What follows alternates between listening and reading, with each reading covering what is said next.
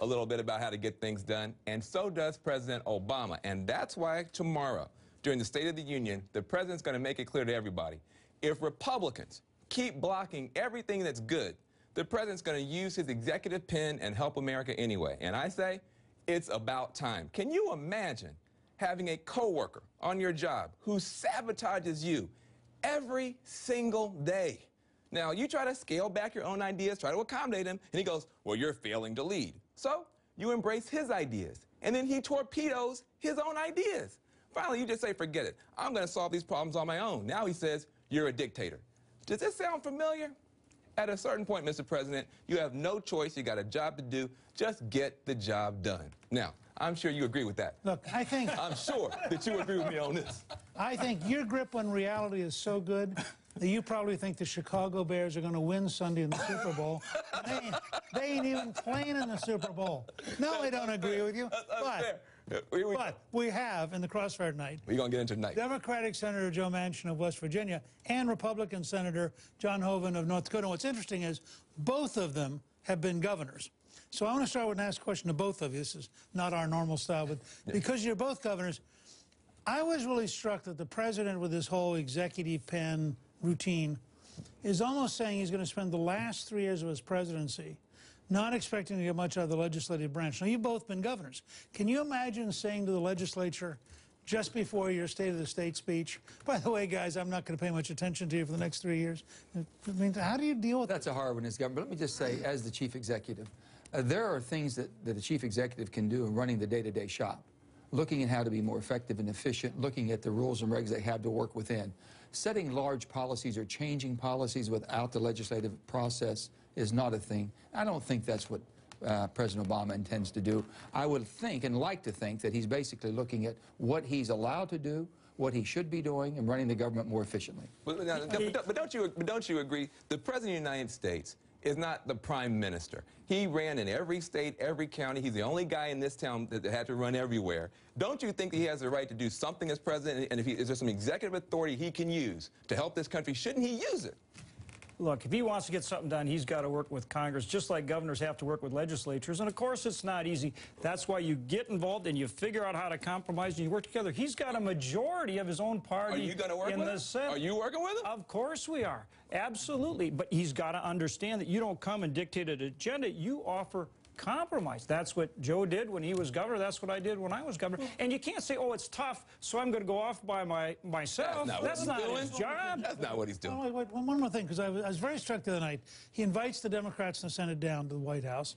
Apparently had a martini with them, which I thought was sort of, you know, for Obama, relaxing a little bit. I mean, doesn't he, in fact, have a solid working majority in the Senate? And couldn't they start from there trying to be positive about dealing with the Congress? The arithmetic is simple. We have 55 Democrats. It takes 60 to get things done. There's 45 Republicans. It takes 15 more Democrats to work with the Republicans. We've got to work together. John and I understand that. The bottom line is, I would have thought maybe we should have had both Democrats and Republicans at the White House having a martini together. Maybe we could have got something done. There are a lot of bills that Senator Manchin and I co-sponsor. We could start with some of those. Energy is a great place to start. But, you know, look, he's going to talk tomorrow night about extending unemployment benefits. We said, okay, if you pay for it and you make some reforms to job training so you actually get people back to work, we can find a way to compromise. So let's go to work. Okay, well, look, there's one. Well, let's take another one. It's going to be a big one. He will also talk about the need to raise the minimum wage in this country, to give America a raise. Now, I'm going to ask you, you're talking about compromise, working together. Are you going to vote with this president and with a whole bunch of people in America? It's very popular, by the way. I want to show you. It's not just the president by himself. It's the entire country. 71% of Americans support raising the minimum wage. Only 27% oppose. Are you going to support the president on that? Will you vote to raise the minimum wage? Again, we'll consider working with the president on that, but he's got to come up with a plan where you actually get people back to work, because if you really want to raise income for people, you got to get them back to work. They got to get a job. Is that a yes or a no? Willing to consider it. Willing to consider getting well, sure, absolutely. We can persuade. How so? Here's the thing. If you go back to 1968, when the minimum wage was $1.60, if you just adjust it from inflation from 1968, it'd be a little over $10. That's where we're trying to go, and it's not going all at one time. I think the minimum wage everybody will agree that minimum wage has to be raised. You have states doing it without the federal government doing it. This governor did it himself. You did it when you were governor. Now you're saying you'll consider it? I think this is a big problem for Republicans. You guys sound like you just don't care about the working people out there. That's exactly right. We did it when in my state in order to bring our minimum wage in line with the federal government. Part of building that good business climate, in other words, having a legal, regulatory, and business climate that encourages job creation, that stimulated investment, and that's the rising tide that lifts all boats. Get people back to work. That's the right approach. Let me raise it from that standpoint, Governor, Senator, because it does seem to me to have a minimum wage, you have to have a job.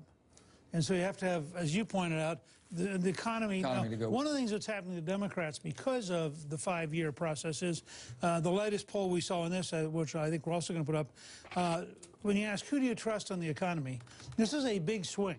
37% now say Democrats, 44% say Republicans.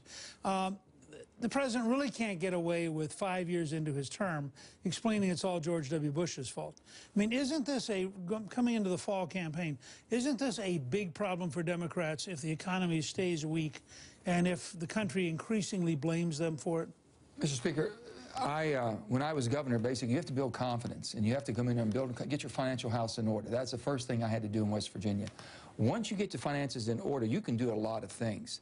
But if your finances aren't in order, it really cripples you. My grandfather used to say to make a coward out of you, the decisions you'll make if you have unmanaged debt, which is what we have. When you think about the last time we balanced a budget, last year of 2001, when you were very much involved in that when it began, but the 2001, when President Clinton left, where we were with spending, where we were with revenue, we're far off of that track right now. And I says, John, if we have to have a big fix, don't you think we have to have a fair revenue where people have faith and confidence that we're doing it the right way? But when you were governor, I remember we talked about this one night, when you were governor, you did really decisive things. I think you had a freeze on employment for a while, did a number of things. Shouldn't the president have some responsibility for showing leadership? Well, that'll be, I'm hoping these next 3 years the president will be serious about fixing our financial crisis. And we fix that, the economy builds economy, we go from there. It's all growth.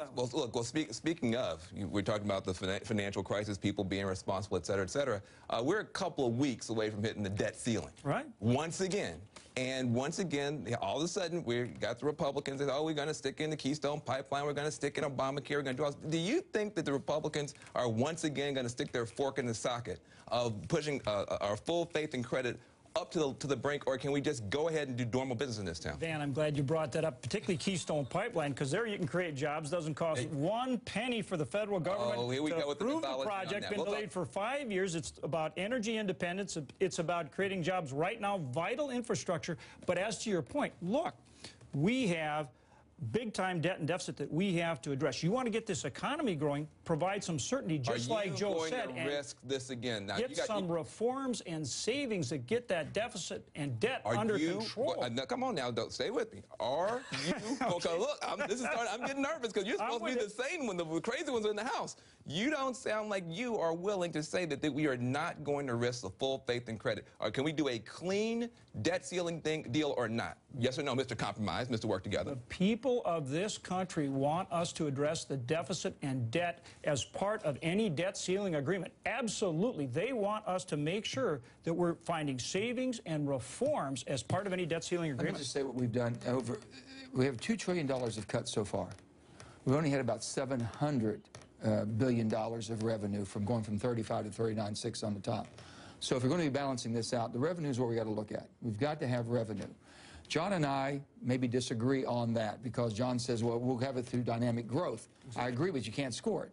So if you have to have revenue, John, on this, the only thing I'm saying, maybe we could figure out a way if we spend it to the point to where 70% of every dollar coming in new goes to debt reduction, and the 30% goes to infrastructure. Is this something the Republicans would accept if you change the tax? Joe, you know, as a governor of your state in West Virginia, revenue comes from a growing economy, not from higher taxes. You combine that with better control of our spending, and you'll see this economy really take off. And you know what? Now you get people back to work, and that's how you raise wages. We can lower the tax. That's what you did as a governor. That's what we need to do. We can lower the tax rate, and we can basically cut off the loopholes and offsets and credits and giveaways. Tax reform, yes. All right, guys. Not higher taxes. Next, I want to ask our guest about the person who wants to rebuild the Democratic Party. Here's a hint. She doesn't drive.